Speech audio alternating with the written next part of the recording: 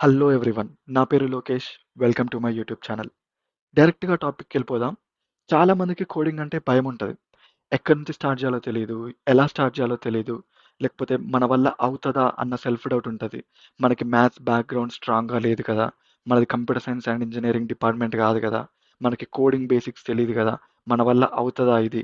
అన్న ఒక self doubt ఉంటది. ఆ సెల్ఫ్ డౌట్ వల్ల ఎవరు అసలు కోడింగ్ స్టార్ట్ చేయలేకపోతారు.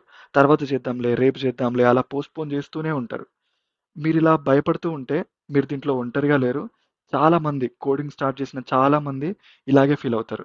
నేను కూడా ఇనీషియల్‌గా చాలా భయపడ్డా. మన వల్ల అవ్వదులే అనుకున్నా. చాలా సార్లు వదిలేద్దాం అనుకున్నా. బట్ ఆ భయం నుంచి, సెల్ఫ్ డౌట్ నుంచి ఎలా బయటికొచ్చినా, ఎలా బయటికొచ్చి ఇప్పుడు గూగుల్‌లో ఆఫర్ తెచ్చుకున్నానో నేను మీకు చెప్పబోతున్నాను. ఫస్ట్ అది 2018లో జూలైలో నేను ఐఐటీ ఖరగ్‌పూర్‌లో కంప్యూటర్ సైన్స్ అండ్ ఇంజినీరింగ్ డిపార్ట్మెంట్‌లో జాయిన్ అయ్యాను. జాయిన్ అవ్వక ముందే నాకు చాలామంది చెప్పారు. కంప్యూటర్ సైన్స్ తీసుకోవాలంటే మనకు ఆల్రెడీ ప్రోగ్రామింగ్ వచ్చుండాలి. ముందు మనకి కోడింగ్ తెలిసుండాలి. లేకపోతే కోడింగ్ చాలా టఫ్ ఉంటది. మనం ఫెయిల్ అయిపోతాం అని చాలామంది నాకు చాలా చెప్పారు. బట్ నేను లైట్ తీసుకున్నా. ఎళ్ళిన తర్వాత నేర్చుకోవచ్చులే అని అనుకున్నా. మాకు ఫస్ట్ ఇయర్ ఫస్ట్ సెమిస్టర్‌లో ఎలాంటి ప్రోగ్రామింగ్ కోర్స్ లేదు. సెకండ్ సెమిస్టర్‌లో వాళ్ళు సి కోర్స్ స్టార్ట్ చేశారు. సో, ఫస్ట్ సెమిస్టర్‌లో నేను కూడా పెద్ద కోడింగ్ గురించి పట్టించుకోలేదు. నేను కూడా చిల్ తీసుకున్నా. బట్ ఆల్రెడీ మా ఫ్రెండ్స్ కొంతమంది వాళ్ళకి కోడింగ్ బేసిక్స్ తెలుసు. వాళ్ళు పెద్ద లాజిక్స్‌ని ఇంప్లిమెంట్ చేస్తున్నారు. కొంతమంది వెబ్ డెవలప్‌మెంట్ ఆల్రెడీ చేస్తున్నారు. వీళ్ళందరిని చూసి నాకప్పుడే ఇంకా భయం స్టార్ట్ అయిపోయింది. ఎందుకంటే అసలు నాకు కోడింగ్ అంటే ఏంటో తెలీదు. బేసిక్ ఐడియా గూడా లేదు. అంతెందుకు నేను అప్పటి వరకు ల్యాప్‌టాప్‌ని ఒక్కసారి గూడా ముట్టుకోలేదు. ఇటువైపు మా ఫ్రెండ్స్ ఏమో మూవీకి స్క్రిప్ట్ రాసినట్టుగా కోడ్ రాస్తున్నారు. వాళ్ళందరిని చూసి నాకు చాలా భయమేసింది. ఇంక చేసేదేం లేక ఆన్‌లైన్‌లో నుంచి నేర్చుకుందామని ఆన్‌లైన్‌లో రీసెర్చ్ చేయడం స్టార్ట్ చేసిన. ఆన్‌లైన్‌లో చాలా రిసోర్సెస్ ఉన్నాయి. అది ఇంకొక ప్రాబ్లమ్. ఒకరేమో జావా నేర్చుకో, బయట కంపెనీస్ అన్నీ జావానే యూజ్ చేస్తాయంటారు. ఒకరేమో పైథాన్ నేర్చుకో, ఈజీగా ఉంటది. మెషిన్ లెర్నింగ్‌కి యూజ్ చేయొచ్చంటారు. ఒకరేమో జావా స్క్రిప్ట్ నేర్చుకో, వెబ్ డెవలప్‌మెంట్‌కి కూడా యూజ్ అవుద్దంటారు.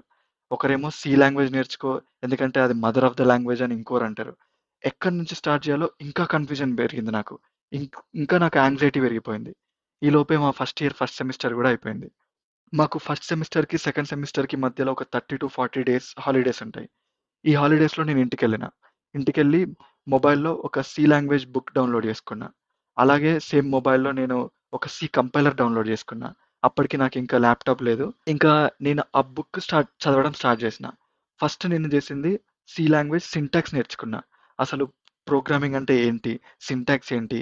ఎలాంటి రూల్స్ ఫాలో అవ్వాలి? అవన్నీ నేర్చుకున్నా. అవి నేర్చుకున్న తర్వాత topic by topic if conditions ఏంటి? ఫర్ లూప్స్ ఏంటి? వైల్ లూప్స్ ఏంటి? ఇవన్నీ నేర్చుకోవడం స్టార్ట్ చేసిన. జస్ట్ బుక్ చదవడమే కాదు, ఒక టాపిక్ నేర్చుకున్నప్పుడు ఫర్ ఎగ్జాంపుల్ ఇఫ్ కండిషన్స్ నేర్చుకున్నప్పుడు, ఆ టాపిక్ నేర్చుకొని దాని కిందున్న ఎగ్జాంపుల్స్ నాకు అప్పట్లో ఏం అర్థం అవ్వకపోయేది. ఏం అర్థమైనా కాకపోయినా ఆ ఎగ్జాంపుల్‌ని ఎగ్జాక్ట్ డిట్టో టు డిట్టో నేను ఈ మొబైల్‌లో ఉన్న సి కంపైలర్‌లో రాసేవాడిని. రాసి రన్ చేస్తే అప్పుడు ఏదో ఒక అవుట్‌పుట్ ప్రింట్ అయ్యేది. ఆ అవుట్‌పుట్ ప్రింట్ అయినప్పుడల్లా నాలో ఉన్న భయం కొంచెం కొంచెంగా తగ్గుతూ వచ్చింది. ఈ 30 డేస్ నేను కంప్లీట్‌గా అదే చేశాను. ఈ బుక్‌లో ఉన్న ప్రాబ్లమ్స్ టాపిక్స్ చదవడం, ప్రాబ్లమ్స్ ఎగ్జాంపుల్స్ తీసుకోవడం, సేమ్ ఎగ్జాంపుల్‌లో ఉన్న కోడ్‌ని మళ్ళీ కంపైలర్‌లో రాయడం. అప్పటి వరకు నేను నా సొంతంగా ఏం రాయట్లేదు. జస్ట్ ఆ బుక్‌లో ఉన్న ఎగ్జాంపుల్స్‌ని మళ్ళీ ఎగ్జాక్ట్‌గా కంపైలర్‌లో రాస్తున్నాను. అది రన్ చేస్తున్నాను. అలా రన్ చేసినప్పుడల్లా అవుట్‌పుట్ వస్తుంది. ఆ అవుట్‌పుట్ చూసి నాలో ఉన్న భయం తగ్గిపోయింది. మీరు కూడా కోడింగ్ పై ఉన్న భయాన్ని పోగొట్టుకోవడానికి నా అంత స్ట్రగుల్ అవ్వాల్సిన అవసరం లేదు. నేను మీ అందరి కోసం తెలుగులో ఒక కోర్స్ లాంచ్ చేయబోతున్నాను. దాంట్లో మీకు బేసిక్ ప్రాబ్లమ్ సాల్వింగ్ స్కిల్స్ అన్నీ నేర్పిస్తాను. మీకు కావాల్సిన స్కిల్స్ అన్నీ దాంట్లో నేను నేర్పిస్తాను.